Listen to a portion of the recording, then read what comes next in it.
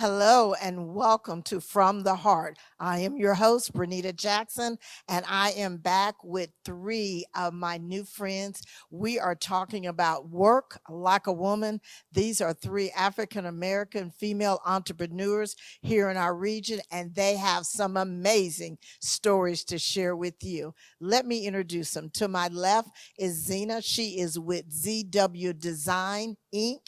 She designs clothing and uniforms and all types of branding. You're definitely going to want to hear her story.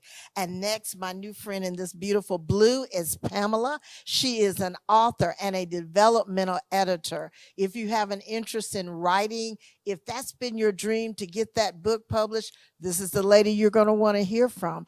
And so also on my far right is Latanya. She is the young lady that is bringing us relaxation and entertainment. She is with Pop the Cork Wine Tours. Believe it or not, we have beautiful wineries here in the state of Georgia, and this is the lady that takes you to visit them. So I'd like for you all to welcome my new friends and join us for this conversation, Work Like a Woman. So, ladies, welcome, welcome. So glad you're here with me.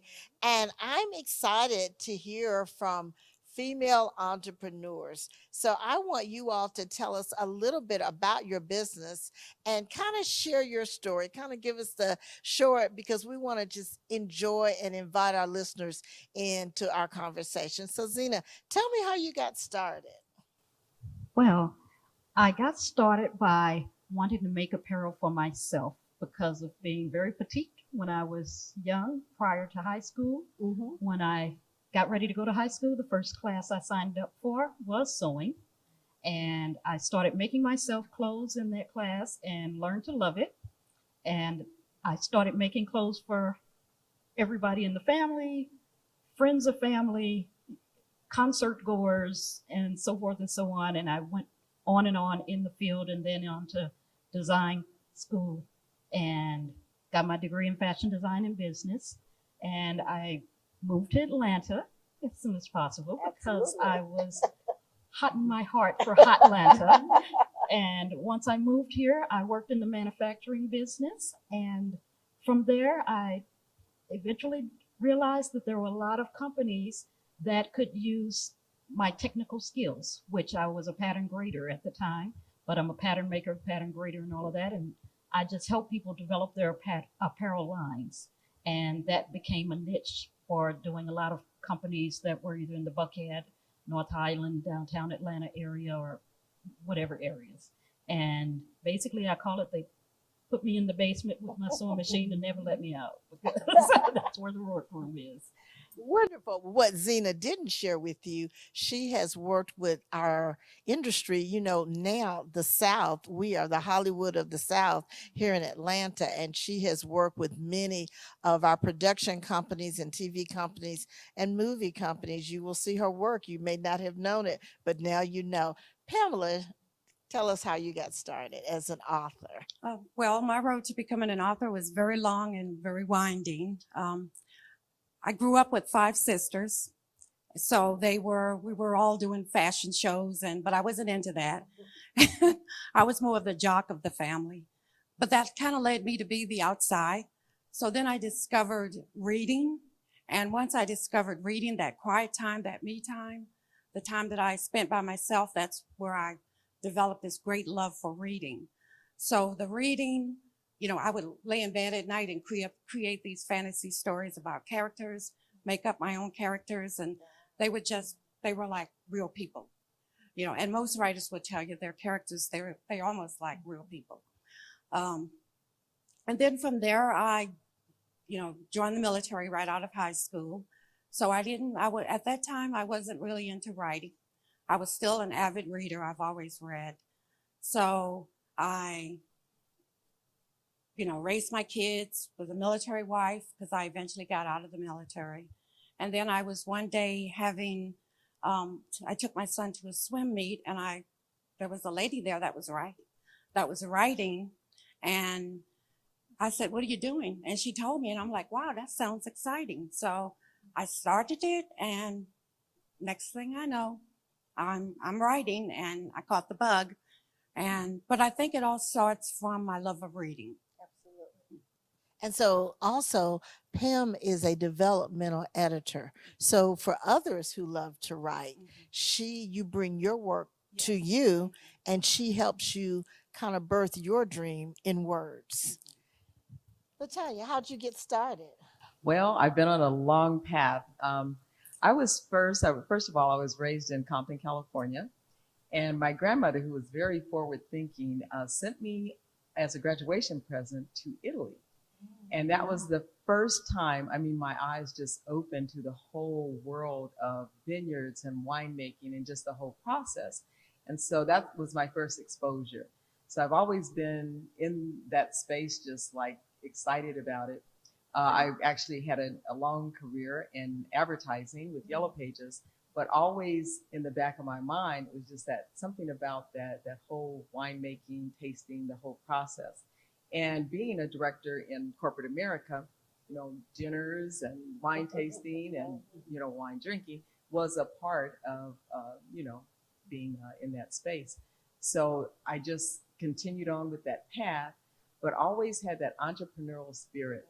But I stuck it out. I did the corporate thing. And once I was getting closer, not closer to retirement, but further in my career, we moved to the Temecula Valley area where they had a wine country. So we were always taking family and friends there. And when they would, come, someone had to be the designated driver. Mm-hmm. So one day, on a whim, I said, I'm going to put a tour together. I knew the winemakers in the Temecula area, and I rented a 50-passenger bus. Wow. I just put a package together. Friends and family sold out like that. Wow. It started off annually. The next year, 100 tickets sold, and then 150. I literally capped it off at 150. And we did those types of tours for 11 years. I was still working. My job transferred me to the Atlanta area 8 years ago. And my plan was to just come here, do 2 years, retire, go back home. And my husband, Chuck from Memphis, Tennessee, loves, the South. So here we are still. Mm-hmm. But when I found out the Atlanta, Northern Georgia part here had a wine country and no one seemed to know about it, I actually took every weekend. Chuck and I would go visit wineries, actually meet the owners, the winemakers, and we started a successful business 6 years ago. March was 6 years. Amazing, amazing. So ladies, I think Latonya, you brought up something, the entrepreneurial spirit. That is a gift. Everybody doesn't possess that. So what was it about being kind of, the creator of your own journey that appealed to you ladies? Well, as an author, being an author is like being part of a community. We always help each other. I'm a member of a critique group that's 5 other ladies. We get together and we critique each other's work. So, and other authors would approach me to help them to develop their stories. So I said, okay, well, let me see if I can turn this into a business. And I did, and that's how I ended up getting started with it. Amazing. What about you? Just that whole thing. I always said I felt like I was an entrepreneur trapped in corporate America. I'm glad I did put the time in though and retired. But it's just something being able to create something that you love to do and with that passion. Yes. And just I probably work harder now than I ever did in my life, but it's something that I love doing, just sharing with others. So wonderful. How did you catch that entrepreneurial spirit? Well, I didn't realize I had an entrepreneurial spirit until because I was just making clothes for people and people were paying me. Mm-hmm. And little did I know, once I got out of college and found out, this is officially a business. Mm-hmm. I've been doing this for people all this time and didn't know. So once I knew, and then I sought after other companies, and that I just love the idea that many times a smaller company especially would have no idea how to go beyond the idea of their concepts. Mm-hmm. And for me, I was always one who loved numbers and loved computers and loved sewing. and putting it all together to help them go from ideation to manufacturing was Wow. something that I loved. So finding pieces of that was the custom areas, the costuming areas of film, TV, and theater. And so these different pockets were areas that I decided, let's find out what we can do with this pocket or that pocket. You know, a family member that's a minister asked me about making a custom robe and robes for his choir for his, I believe that was his first church that he got. And, you know, thank God with Reverend Dr. Carl Moore, he was so kind as to let me do that. And from there, I became a robe maker. So developing robes and offering that was another area. So just different avenues. And I always saw it when I first started sewing as it's something that everybody has to wear. You know, you need to put on some clothes. I mean, who knew body painting would come along and there would be other options. But basically, that was my logic, that I would never go without some type of work because people always have to wear clothes. So doing interiors and all of that jumped in also. So A lot of times the best students don't make the best financial decisions. We work with a lot of medical residents. Typically, if we don't catch them in residency and we catch them after they've been in a position for a couple of years, we find them that they've made a lot of bad financial decisions. On the flip side of that, we've seen that a lot of our entrepreneurs, they weren't necessarily the best students in school because they were more focused on trying to have a much broader knowledge base.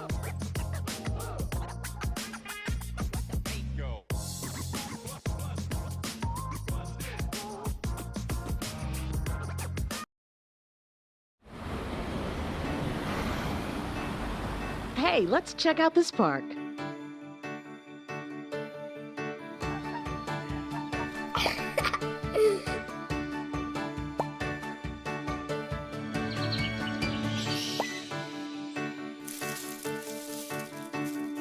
Oh, wow, that's really cool. To find a great local park or forest near you, go to discovertheforest.org.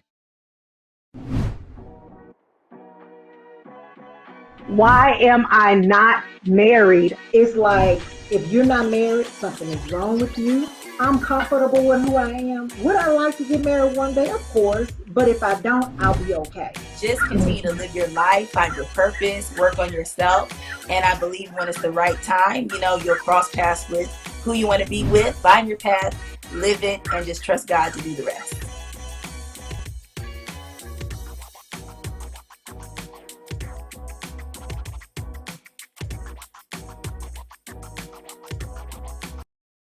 So it's almost as if the spirit found you all. And so one of the things that all of you all have mentioned is community. And one of the things, actually, how I found all of you ladies is a lovely organization called Ladies in Stride. And this is a group of ladies, much like yourselves, that come together to really support each other and care for each other. It's all about community.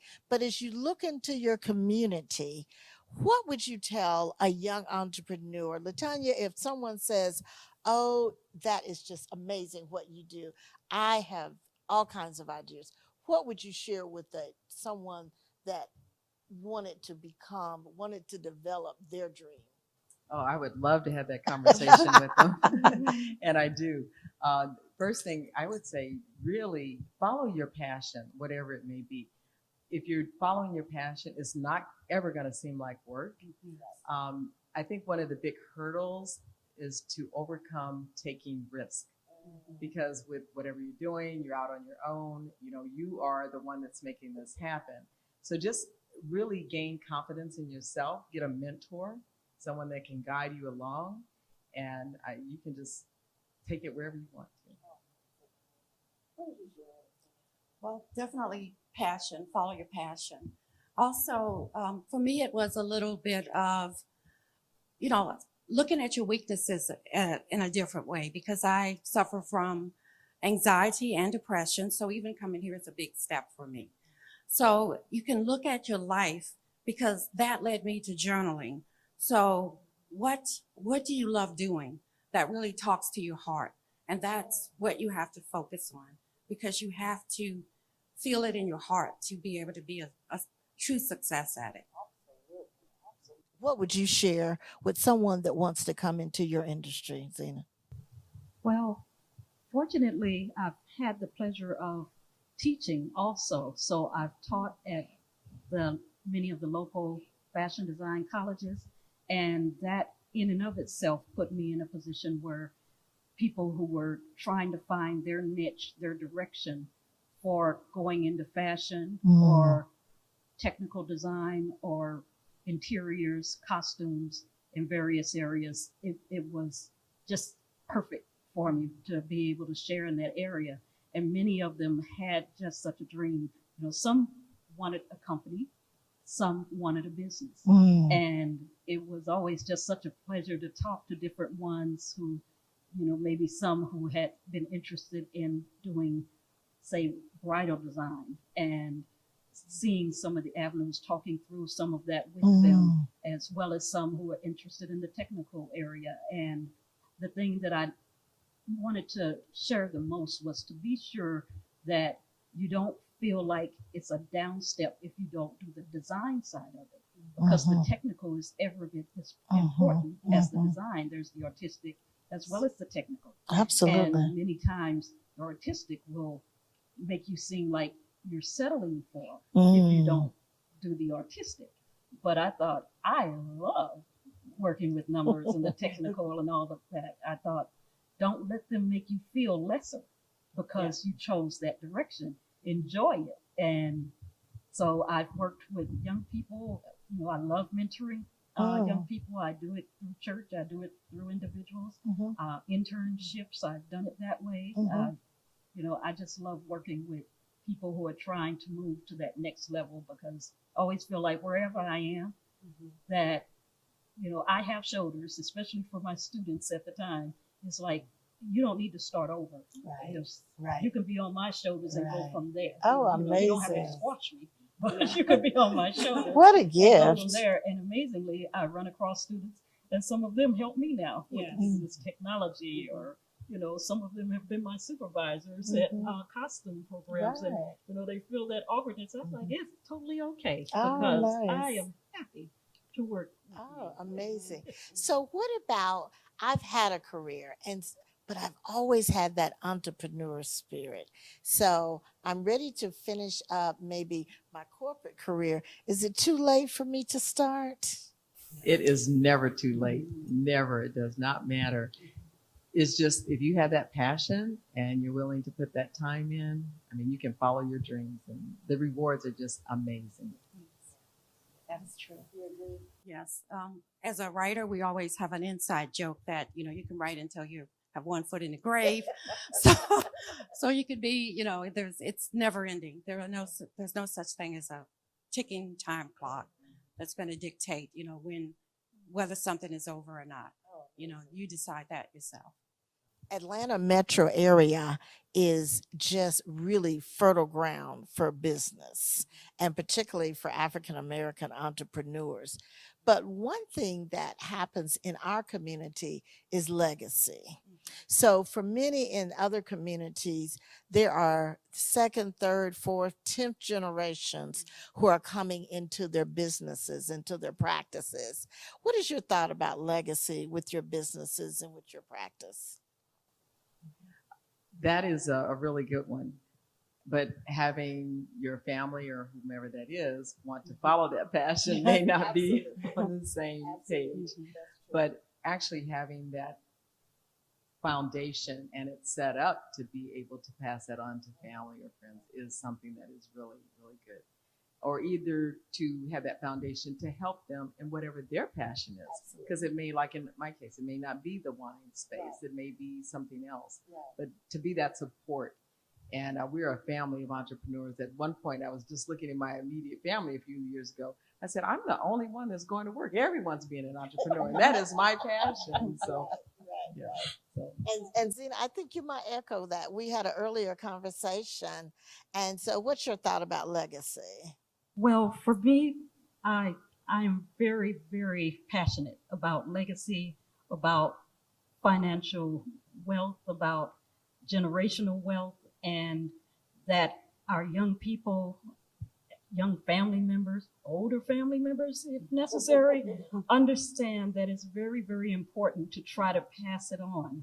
Now, as said, you may not be interested in fashion, but let's say, for instance, the way I have my business set up is something that hopefully that you could sell, you know, may be worth selling after a while, or others may be working at it and you, because they're on my board, you know, so you must always have your foot in, so to say. So I raised my kids even with participating in the process, because there was absolutely no reason for, say, them to be upstairs watching TV while I'm downstairs working. And, you know, we can all work at this. There's no reason for it, because I knew there was something valuable to be learned. If it's bookkeeping, having gone to school with other students that, you know, in college, they were the ones who could ace the accounting classes. Why? Because they had done books for their family's company. Sure. You know, as the rest of us struggled along that had no clue with any of it. So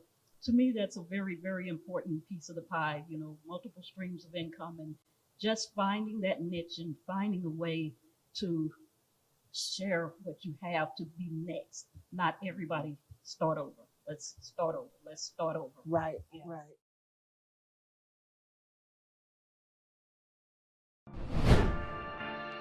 Well, at first, I think they thought that he was imaginary. Her dad, he kind of accepted me right off. It was like we were almost like we already knew each other. But mama, I tease her till this day. I say, you ain't even like me. Once he won over my grandmother, I think my mama and Auntie Janice and everybody, like now, like they'll take Jake before they take me. Ain't do no wrong. He can do no wrong.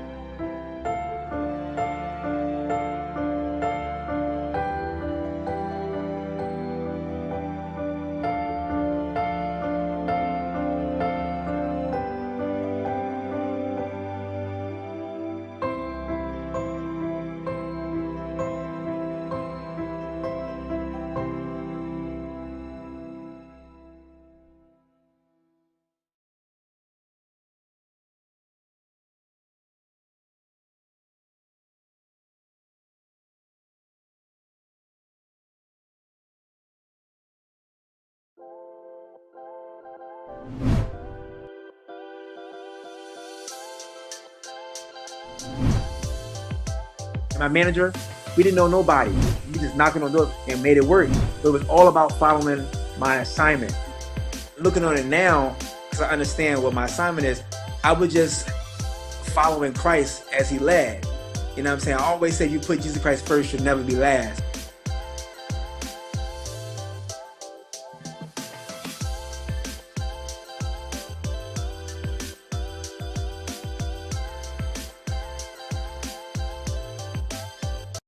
So entrepreneurship certainly should benefit the owner of the company, but how do your services and company benefit our beloved community? What is it that you share with our community that enhances this area?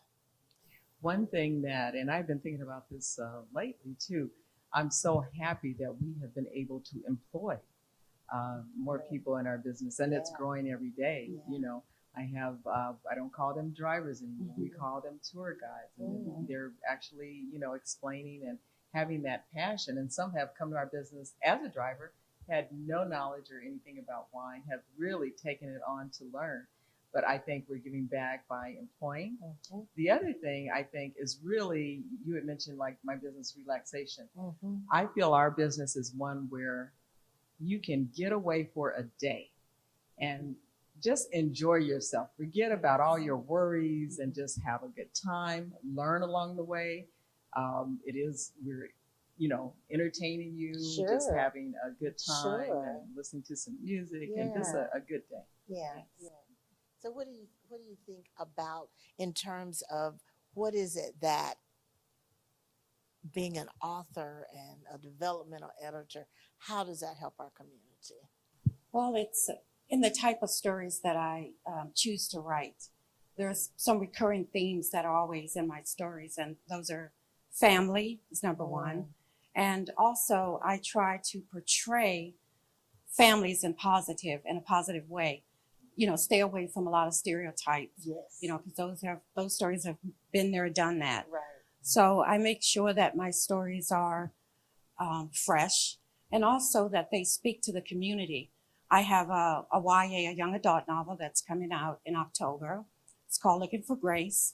And it's a 16-year-old girl that's dealing with grief and mental illness. She suffers from depression, which is something I can really relate to. So it was actually one of the easiest stories that I've written. And probably because it's something that's close to my heart also. But, just look at your community and see how you can help them by looking at your life and what touches your heart. Because when I create a character, the character is their background plus all the things that are in my heart, which are my life experiences.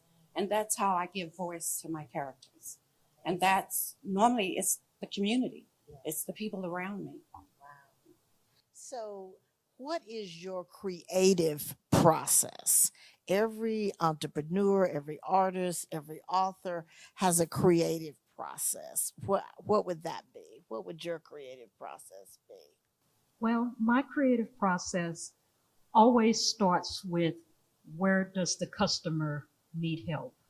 And if my client needs help from beginning to end, as I tell them, even if you're doing stick figures, let's work our way from there, because we can help with the drawings, we can help with everything along the way, because they may have an idea.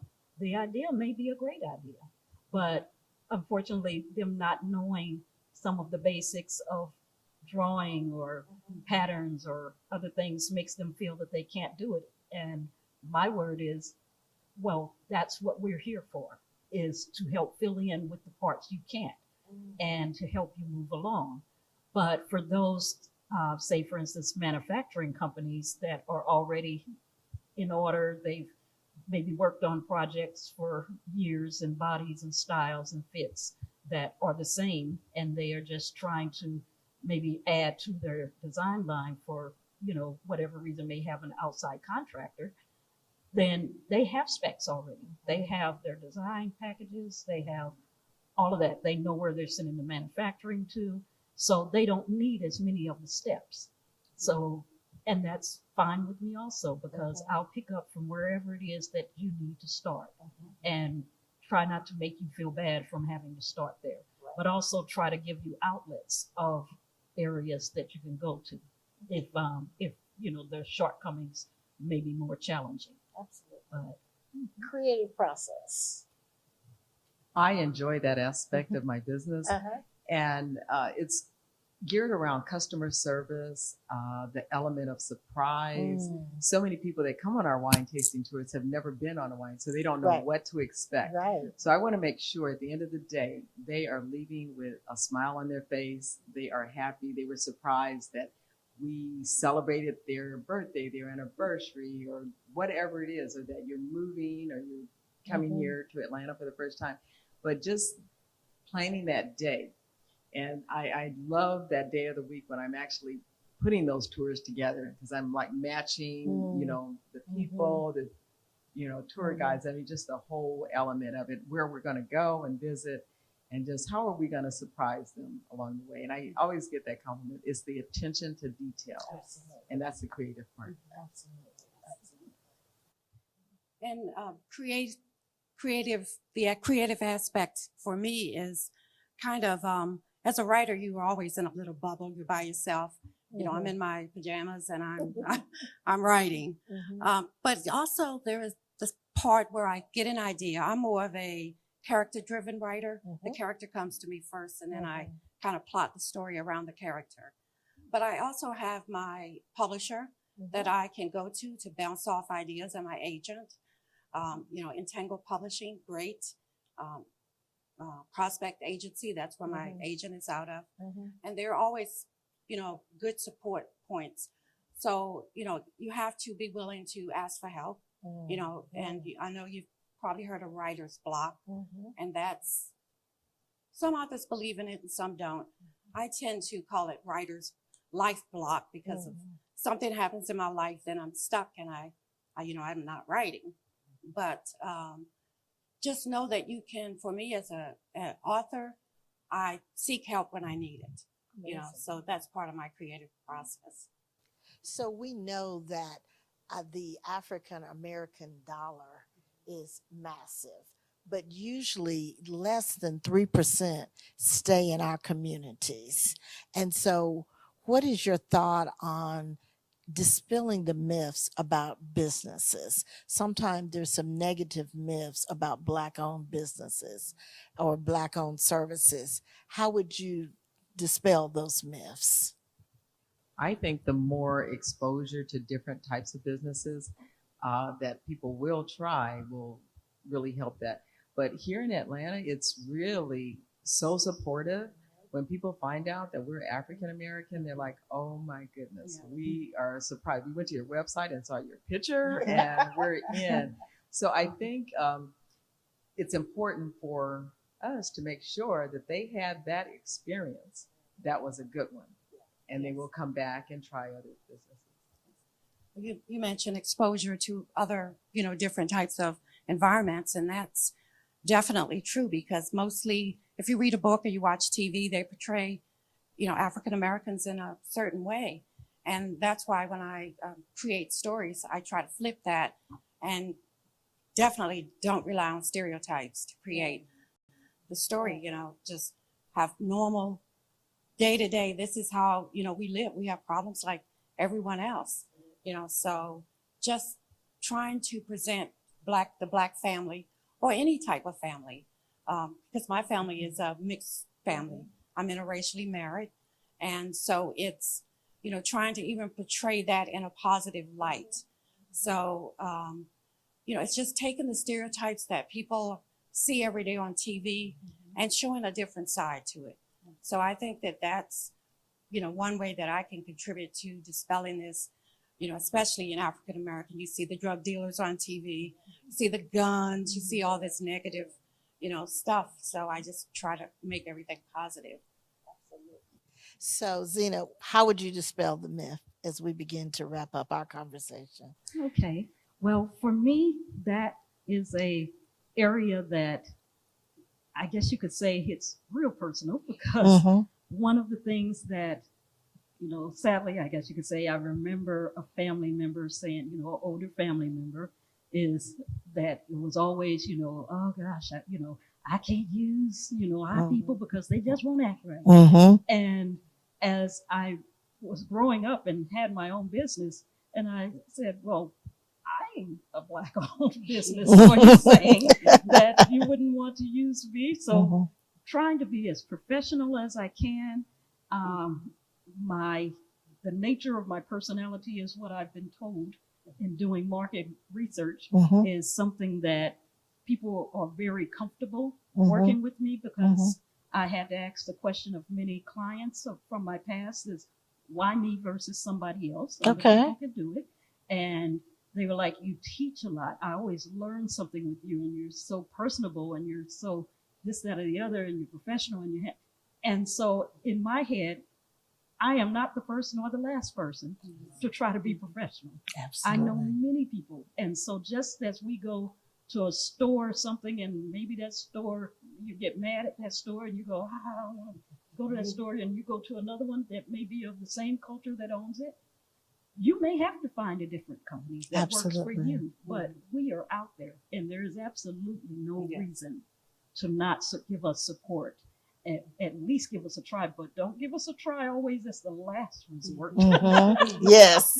Or give us that kind of evil eye try, like I'm gonna try you, but I'm gonna watch Yeah. you like a hawk for every single thing and try to micromanage your world. But I've been very blessed, and even one of the first things that one of my alumni that I spoke with when I first moved here, because I had a list of all the alumni and went to talk to them, and one of the things that was an older white lady that I was speaking with, and she told me, she was like, now, you won't be able to get any white clients that, and I thought, oh, bless your heart. Yes, I can. And furthermore, I already am. Yeah, and it doesn't matter to me, Yes. with culture, but at Sure. the same time, I do appreciate my culture. So therefore, things like developing apparel that for the Black fit was Right. very important to me. So developing some jeans, for instance, that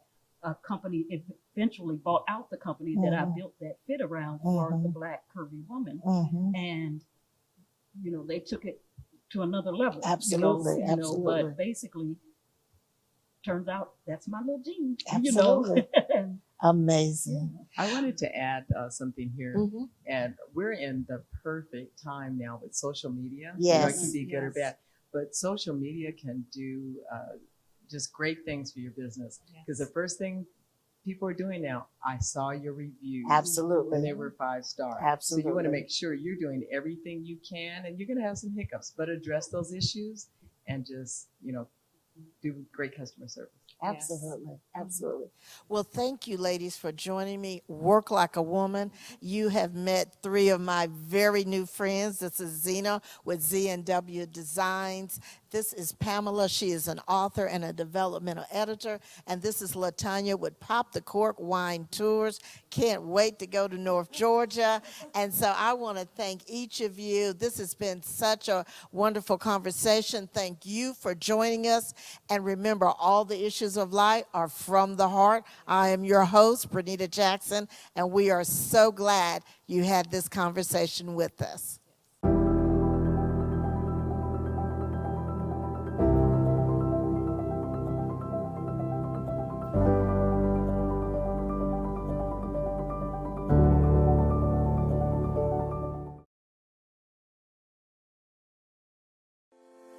Can we actually trust the information that we're receiving about COVID-19? And can we trust the vaccine itself as it relates to people of color? I feel so intimately connected to this topic of mistrust as it relates to the African American community because of the unethical practices of the past that we've experienced. As far as trusting the information that we receive about the vaccine, I would advise persons listening is to consider the source of your information.